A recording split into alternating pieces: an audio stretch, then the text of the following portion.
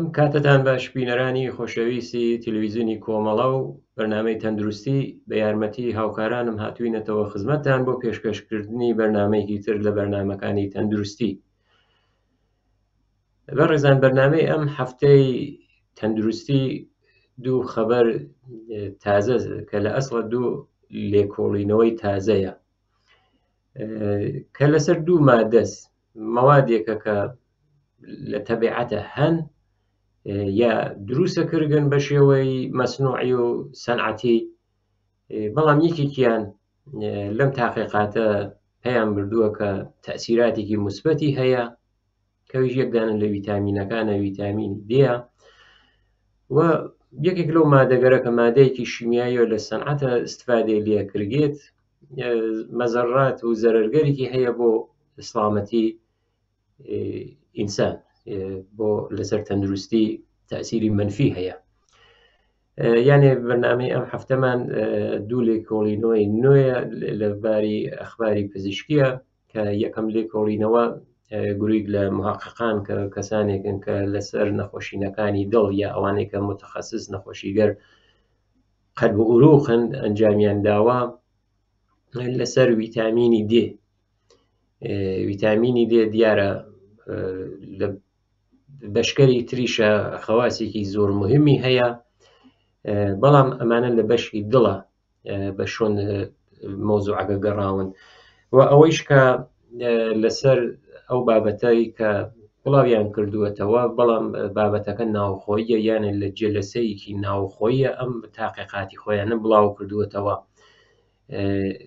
هێشتا ئەم تاقیقاتە لە هیچ مەجەللەی کە چاپ نەکراوە. ئەوەی کە لە ئەنجومەنی دڵی متەخەسیسگەری دڵ لە ئەمریکا هاتووەتە دەرەوە گزارشێکە کە لەسەر ئەم بابەتە کراوە و ئەویش ئەوەیە ئەو کەسانەی کە تووشی سەکتە ئەبن یانە سەکتەی دڵ لیانەدات، ئەگەر ڤیتامینی دێ مەسرەفکەن، ئەو ڕێژە یا ئەو زەریبە یا ئەو ئیحتیماڵە کە بۆ جاری دووم تووشی سەکتەی دووم بن تێتە خوارەوە، یانێ دەرسەدەکەی تا نیم دێرێتە خوارەوە. بۆ نمونە کەسێک تووشی سەکتەی دڵی لێدات، دوایەوە ڤیتامینی دێ مەسرەفەکات، ئایا تەئسیری هەیە؟ ئەمان تاقیقیان کردووە کە تا نیم تێرێتی خوارەوە، یانە دەرسەدێکی قابل لە تەوەجۆە ئەگەر ئێمە ئشارەی پێ بکەین.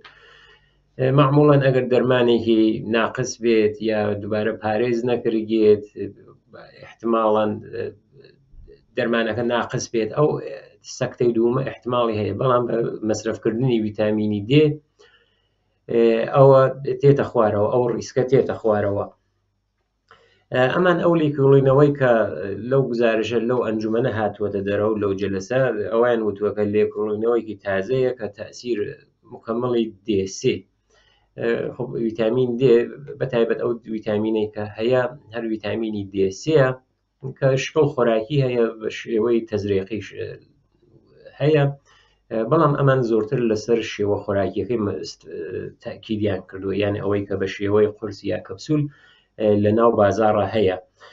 ئەڵێت کە ئەو لێکۆڵینەوەی تازە ئەوەی بۆمان دەرخستەوانەی کە پێشتر حمڵەی قەلبیان بۆ هاتووە یا ئەو جەڵتەی دڵە لێیان داوە کە بەڕەسیان کردووە، ڤیتامینی دێیان پێداوە، بەڵام ئەو ڤیتامین دێ یەکسان نەبووە. یانێ بۆ نمونەی ڕۆژانە ئەو کەسانێک کە مورد بەڕەسی تاقیق گیراون یەک دانە قورسیان پێ بدەن، بەڵام بە پێی نیاز ئەو کەسکەرە، بە پێی نیاز، چۆن نیازەکەیش تەئمینەکەن معموڵەن بە ئازمایش خوێنەوە دیاریە کردێت کە تا چه ئەندازەیەک ڤیتامین دێ لە لەشی ئەو کەسە هەیە.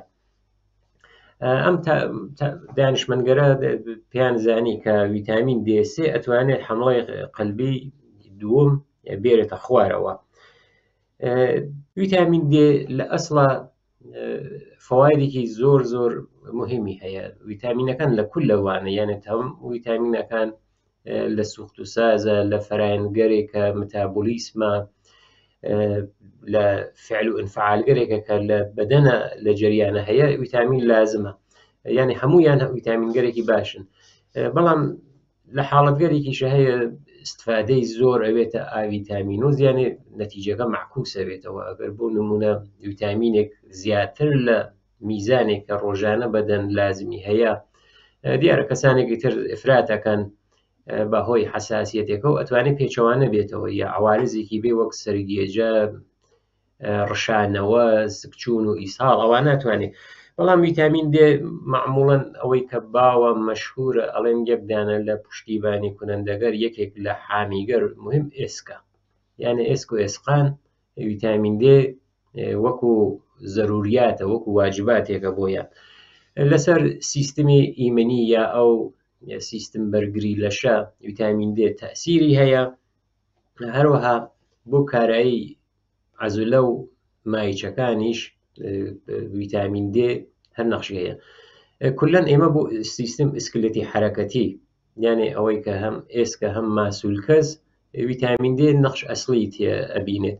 ئەوەی کە باویش ئەڵێن کە ویتامینی دێ بۆ نمونە نەرمی ئێسک، پووکی ئێسک، ویتامین دێ لازمە، بەڵام ئەم تاقیقە ئەویان دەرخستووە کە ئەتوانێت لەسەر نەخۆشی دڵ بەتایبەت سەکتە تەسیری خۆی بێت. ئەوەی کە لەو گزارشە یا لەو جەلەسەی کە ئەمان گرتوویانە هاتووەتە دەرەوە، ئشارەگەری کراوەکە کە پێشتریش دانشمنگەر ڕۆزەنەگەرێکیان پیا کردە بوو کە یانە زانی بوویان کە مقدارێکی خوار ویتامین دێ لە بەدەنە ارتباطی هەیە بە سڵامەتی زەعیفی دڵ. یعنی پێشتر ئەویان زانی بوو کە ئەگەر کەسێک ویتامین دیەکەی لە خوارە بێ لە لەشی ارتباطێک هەیە لە بین نەخۆشی دڵ و قەلب و عروق و ئەمانە، بۆیە ئەمان مەبنای تاقیقاتەکەیان ئەوە گردوو کە بۆچی کەسێکە ویتامین دێ لە بەدەنیە کەمە ئەتوانێت مستعد بێت بۆ نەخۆشیگەر قەلبی، ئەویان مەبنا گردبوو. ئەمان کە لە مؤسسەی کە بەناو مؤسسەی سڵامەت بینولملەلی، مؤسسەی بینولملەلی سڵامەتە، ئازمایشگەر جەدیدیان کردو، ئازمایشەکانیان هەمووی نوێ کە لەسەر ئەو کەسانە کردویانە کە پێشتر تووشی حملەی قەلبی بووبن، یان هەرەوەی کە سەکتیان کردووە، سەتح ویتامینەکانی بەدەنیان کۆنتڕۆڵ کردووە. وتم بە ئازمایش خۆین ئەوە دیاریە کردێ بە مەبنای ئەوەی کە تا چه ڕێژەیەک ویتامین دیەکە کەمە، خۆیان ئشارەیان کردووە کە ویتامین دیەکان بەو مەبنا ئەنازەگیری کردووە، یانێ بۆ هەموو کەسێک یەک ئەنازە نەبووە. من حتممە ئەنازەکەیشی ئەگەر بوو لە درێژێ بەرنامەکە تا چه ئەنازەیەکە، ئەوە بۆ تاقیقاتە من عەرزی خزمەتان دەکەم. ئەمان متوەجی بوون کە ئەم دەرمانە، یانی دەرمان بە ویتامینی سێ، خەتەری دیسانەوە هاتنەوەی حملەی قەلبی یا هەرو سەکتە لە مقایسە لەگەڵ ئەو کەسانێک کە ویتامین دییان هەر نییە یا کەمە دێرێتە خوارەوە.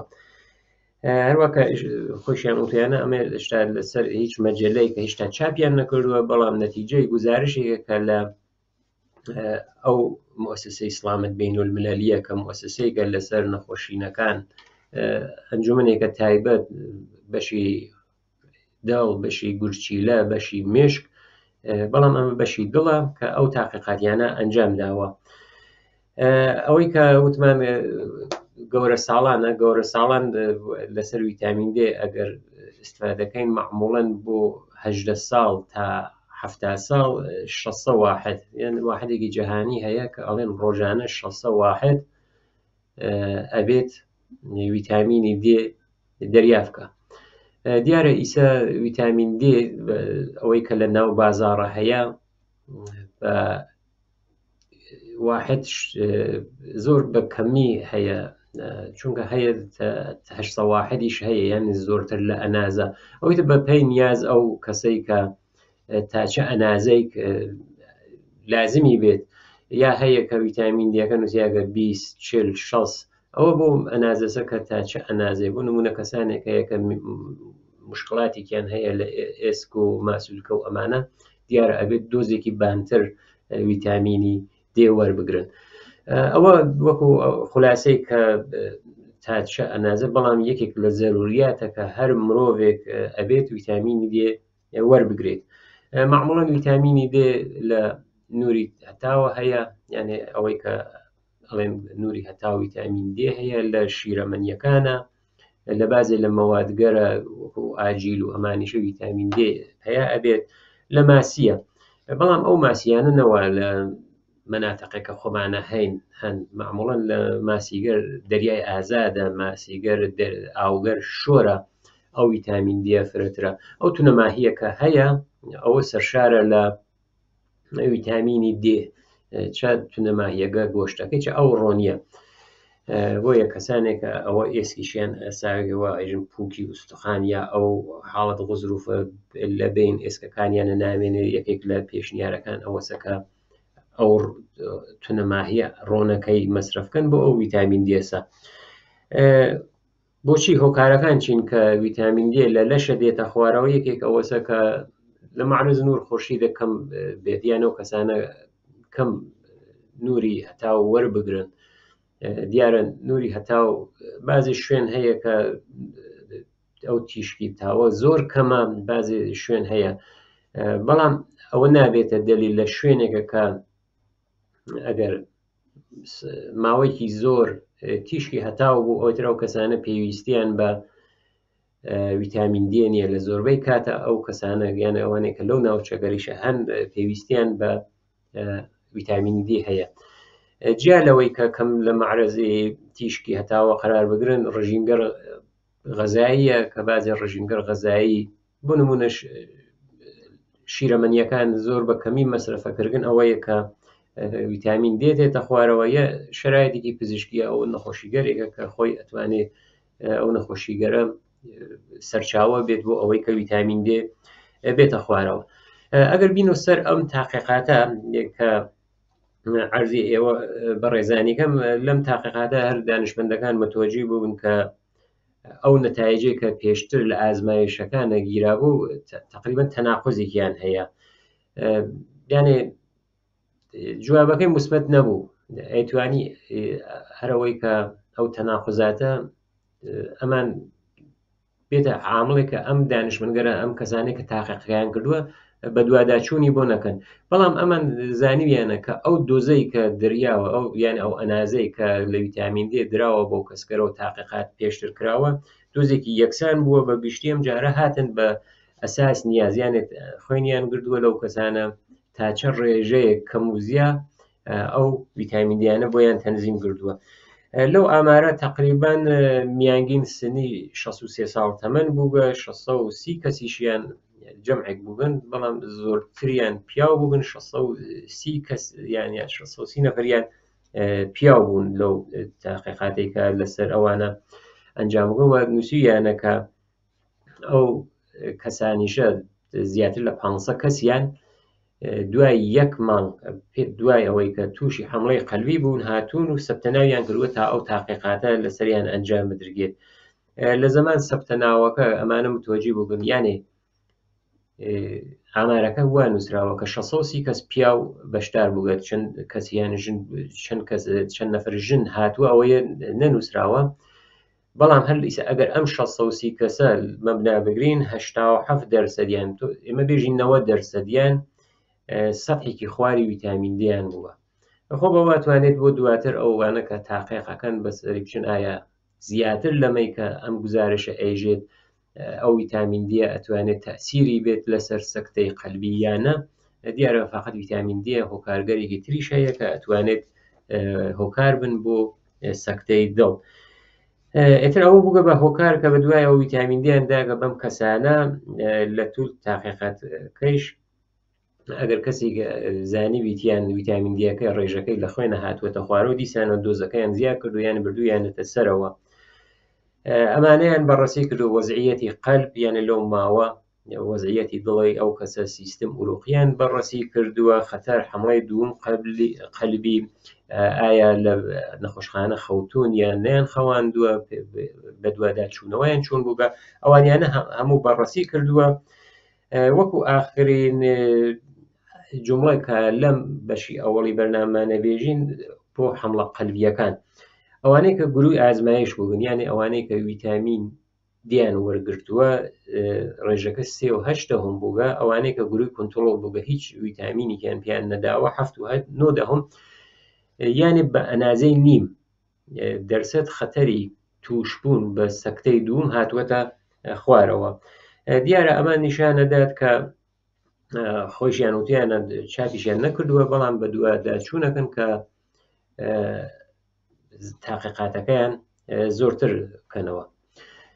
بینەرانی خۆشەویست، بۆ بابەتی دوومی بەرنامەکەیشمان ئەمڕە تاقیقاتێکی تازەیە کە لەسەر مادەیەکی تر کراوە کە دیارە ئەو مادە ڤیتامین نییە، و مادەیەکی شیمیاییە کە ئەو مادە شیمیاییە نە لە سەنعەتە، بەڵکە لە دەوروبەری ئێمە ئەتوانێت بە فراوانی ببێت. مادەیەکە شیمیایی کە ئەتوانێت هۆکار بێت لەسەر جگەر یا ئەو کەبد یعنی سلولەکانی کەبد فیبرۆزە کات، فیبرۆزی کەبدی پێژن کە فیبرۆزی کەبدیش ئەبێتە سەرچاوەی بازێ لە نەخۆشیەکان. ئەمیش تاقیقاتێکە، یانە تاقیقاتێکە کراوە لەسەر یەکدانە مادەی شیمیایی. ئەو تاقیقاتە ئەوانێک کە تاقیقیان کردووە وتویانە کە بیماری کاتێکە جگەر چەورە بێت، یان ئەوەی کە پێڵێن کەبدی چرب، بەڵام متابولیکەکەی. بۆ نمونە بازێ کەسانێک هەن کە ئەلکولی زۆر مەسرەفەکەن، ئەوانە کەبدی چربیان تووشە بێت، ئەوە نا، بەڵام بە هەر هۆکارێکی غیرە ئەلکولی یانە غیرە ئەلکول نەخشوی تێ بێت. ئەگەر جگەر چەور بێت کە بە جگەری چەوری متابولیکی پێڵێن، ئەوە ئەبێ بە فیبرۆز کەبدی. فیبرۆز کەبدیش هۆکارە بۆ نەخۆشیتر بەناو سیروز کەبدی، ئەتوانێت سەرەتان جگەرمان بۆ بێرێتە پێشەوە، یا ئەتوانێت ناڕەسایی کەبدی یانێ کزبوونەوە و سستبوونەوەی کاری جگەر بێرێت، کە یانێ نەخۆشیەکانی جگەر بە دوای فیبرۆزە احتماڵی توشبوونیان ئەڕواتە سەرەوە، کە بازێ لە عوامڵ محیتیش خەتەرگەر محیتیش ئەتوانێت دەور و نەخش ببینێت. ئەوەنە متاڵعاتێکە کە پێشتریش ئیشارەیان پێکراوە. متاڵعەی بەڵام ئەم متاڵعە تازە لەسەر یەکدانە مادەی شیمیاییە کە ئەو مادە شیمیاییە لە وشکشوویەکانە زۆرتر، بەڵام ئەوەی لە ناو ماڵە من کەمێ لەسەر مادەکەت بە دوواداچوونەوەم پێکرد. تێتراکلۆرۆئیتیلینە یانە یا کلۆرۆئیتیلینیشی پێژن هەیە لە ناو ئەو مایعی وە جلی پێشۆرن هەیە، بەڵام بە ڕێژەیەکی کەم. بەڵام لەو شوێنگەرەوە بە گشتی جلە شۆرن، مەسەن شوێنگەرێکی گەورە وەک ئوتوشویەکان، لە ناو ئەو مەوادە لەوێ ئەم تێتراکلۆرۆئیتیلینە زۆر هەیە. مادەیەکە حەلالە، یانێ کاتێکە چەوری چڵک لەسەر جلە بێت بە باشی حەلیەکات، حەلالە لایەبات، بۆیە بە زۆری ئیستفادەی لێ ئەکرێت. ئەم متاڵعە جەدیدە وایان وتووە کە ئەم مادە شیمیاییە ئەگەر ڕێژەکەی لە خوێنە زۆر بێت، یانێ لەسەرەوە بێت، ئەتوانێت احتماڵی توشبوون بە فیبرۆز کەبدی 3 ئەوەندە بکە، 3 بەرابەر کاتەوە. یعنی نەتیجەی گزارشەکەی ئەو تاقیقە ئەوەیە، کەسانێکە ئەگەر ڕێژەی ئەم مادە تێتراکلۆرۆئیتیلینە لە خوێنیانە لەسەرەوە بێ، احتماڵی توشبوون بە فیبرۆز کەبدیان 3 بەرابەرە، کە دیارە ڕێژەیەکی زۆرە. دیارە ئامارگەرێکیشیان ئێرە ئەداوە، ئەوەی کە من سعیەکەم بە سەرەیە چۆن هاوڕێی هاوکاریشم شارم پێکات کە وەختی بەرنامەکەیشمان لە نەزەرە بێت، من حتممە ئامار و ئەرقام و ئەوەی کە تاقیقاتەکە وتویانە من بۆتانی عەرزەکەم. دیارە ئەمان وتیانە مەبناکەیان هەر ئەو ناخۆشی متابولیسم تەبیعی کەبد چربە، یعنی ئەوەی کە کەبد چربی غیرە ئەلکولی بووگە. ئەگەر کەبد چەور بێت، یانێ ئەو چەوریگەرە لە جگەرە کۆبنەوە، ئەوە ئەوێتە باعث ئیلتیهاب و حتا برینیش لە کەبدە، کە بەوایژن پێ فیبرۆز کەبدی. فیبرۆز کەبدیش ئەتوانێت وتمان بێتە سیروز کەبدی، سەرەتان کەبدی، ناڕەسایی کەبد، ئەوانە هۆکار بووبن. عوامڵێک کە خەتەرن یان مەترسیدارن بۆ جگەر، خۆی لە ئەسڵە بازێ لە دەرمانەکانە، بۆ بازێ لە نەخۆشیەکانە کە تاسیری هەیە. معموڵەن توا و دەرمانگەر ئەبێ تایم بڵێن زیاتر لە 96-7% هەمووی ئەڕوا بۆ کەبد لە کەبدە ئەشکێت و ئەڕێتە خوێن. یعنی ئەوەسە ڕێژەیەکی زۆر دەرمان گشتی ئەڕوا بۆ کەبد. بازێ لەو دەرمانگەرە تەسیری هەیە کە ئەتانێ بێتە هۆکار بۆ نەخۆشیگەر جگەر.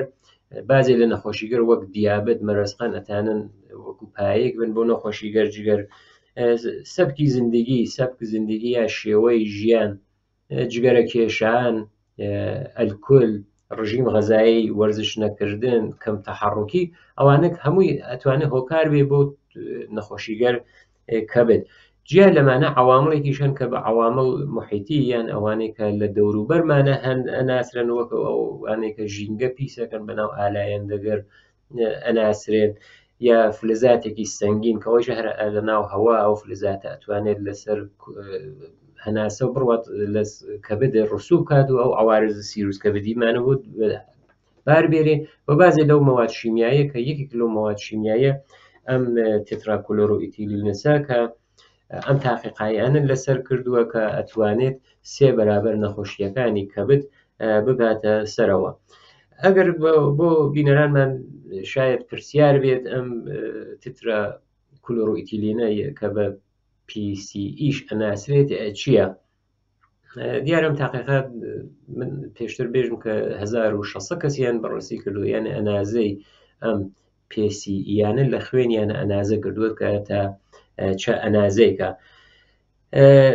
لە چەسبە ئەو چەسبگەرە بەتایبەت ئەو چەسبە مایعگەرە کە هەن لە بازاڕە لەم مادە ئیستفادا کردێ لە ماشین و شتە مادەی کەس وەکو ئسپرەیە یا مایع ئەوە بۆ پاککنەندەی تورمزی ماشینەکانە ئەوانە ئیستفادا کردێ لە ئەوە تووشویەکان و خوشکشویەکانە کە بە ڕێژەیەکی زۆر هەیە، یا هەر بازم وەکو شێوەی ئسپرەیە یا مایع من ئەوەیە نازانم، بەڵام ئەگەر چۆری لەسەر فلزە بێت بەم مادە ئەتوانێت بەڕاحەتی پاکە و گرگێتەوە. پاکردن ڕەنگە، یانێ ئەگەر ڕەنگیش ئەوانەی کە لەگەڵ ڕەنگ و پاکردن ڕەنگە سەرۆکاریان هەیە بە میزانێکی زۆر لەگەڵ ئەم مادە ئەتوانێت تەماسیان بێت. زدە ژەنگە یا بازی مەوادێک کە هەن وەکو حاڵەتێکی پلاستیکیان بێت، وەکو ئەو پلاستیکە کە هەیە لە بازاڕە، بەڵام ئەوەی کە زدە ئاو بێ بە شتێکی زدە ئاو نزێ، ئەم مەوادە لە ئەم شتانە پەیا بێت. بەڵام ئەوەی کە ئەم تاقیقاتە کراوە چۆنکە لە خوشکشویەکانە، لەو مەوادەی کە لە خوشکشویە هەیە و حتا لەو مەوادەی کە بازێک جار بۆ شۆردنی کەف بەدەو کەفکەرەی کە کاشی و مزایکن ئستفاداکرێ هەن، ئەو تاقیقیانە لەسەر ئەمانە کردبوو. خۆشیان ئشاریان کردووە کە پێشتر لەسەر حیواناتی ئازمایشگایی زانیویان نەتیجەی هەیە، بەڵام بۆ مرۆڤ تاو ئەنازە نەیانزانی، چونکە من تاو جێگەی بینەرانی خۆشەویستمان نازانم، ئەوباتە زانم ماوەیەکی زۆرە هەر لەسەر ئەم مادە وتمان کە تاقیقاتی تر کراوە، ئەو کاتە بوو کە لەسەر گورچیلەیشە پێیان بردوو بوو کە ئەسەراتی هەیە، کە وتمان لەسەر ئەو مشکە ئازمایشگایگەرە ئەنجامیان داوە، حتا زانیویانە لەسەر مێشکیش تەسیراتێکی بووگە، بەڵام بۆ مرۆڤ ئەو تاقیقاتە زۆر کەم بووە. ئەوەی کە تەوزیحیان داگا ئەم PCA ئەم تێتراکلۆرۆئیتیلینە ئەڕوات لە کەبدە لێنە متابولیزە بێت، ئەگەر متابولیزە بوو یانە ئەشکێتەوە لەگەڵ سلولگەل کەبدیە تەرکیب بەوێت، واکنش هات، کاتێکە واکنشیدا ئەو چۆریگەرەی کە لە کەبدە هەیە ئەوانە تەجزیەکە ئەوێت یەک دانە واکنشێکی زەنجیرەی کە ئەو زەنجیرە ئەوێت حاڵەتێکی ئاخرەکەی ئەبێ بە زەخم، کاتێک کە بوو بە زەخم ئەوێت بە فیبرۆزی کەبدی و کە هۆکارگەرێکی زۆریشی هەیە. بەڵام ئەم تاقیقاتە وتیانە دووشت بۆ ئێمە نیشان ئەدات. یەکێکی ئەوەی کە پزیشکەکان کەسێکە تێبۆ لایەن ئەبێت جیالەوەی کە شەرح حاڵێکیان لێگرن، شەرح حاڵێکی شغلیش لەو کەسانە بگرنجان شغڵەکەیان چییە، کارەکەیان چییە، ئایا لەگەڵ ئەو مەوادە تەماسیان زۆرە لەگەڵ ئەم مادە PCE. دومیشی بۆ سیاسەتگەر بێداشتیە کە ئەبێت تەدویرێکی بۆ بەرچاو بکەن کە لە سیاسەتگەر بێداشتیە، استراتیژیگەرێ بگرنە بەر ئایا کەمی کەنەوە لە مەوادە یا شتێکی تر بە جێگەی بدۆزنەوە کە تەسیری لەسەر سڵامەتی مرۆڤ کەمتر بێت. بینەرانی خۆشەویست لێرە هاتیینە کۆتایی بەرنامەی ئەم جارەیش سپاسان دەکەم کە تا ئەم کاتە بینەری بەرنامەکەمان بوو لەلایەن خۆم و هاوکارانم کە ئەوانی زەحمەتێکی زۆرە کێشن ژیانێکی پڕ لە شادی و تەندروستیتان بۆ ئاواتمان.